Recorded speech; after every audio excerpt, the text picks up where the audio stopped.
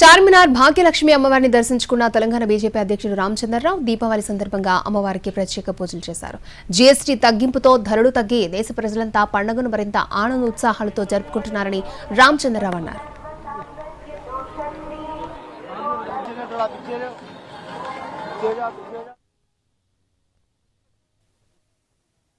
ప్రజలు కూడా ఇది వారి బహుమతిగా భావించి తగ్గిన ధరలు బట్టల మీద అయితే ఏంది, టపాకాయల మీద అయితే ఏంది, లేకుంటే కార్ల మీద, ఫ్రిడ్జ్ల మీద, ఏసీల మీద, వీటన్నిటి మీద ధరలు తగ్గినటువంటి ఒక సందర్భంగా అసలైన దీపావళి ఈసారి జరుగుతుందని చెప్పేసి మనం భావించాలి. ప్రధానమంత్రి గారు దీపావళి నాడు మన ఒక సైనికులతోని దీపావళి జరుపుకుంటున్న నేపథ్యం కూడా మనం చూస్తూ ఉన్నాం.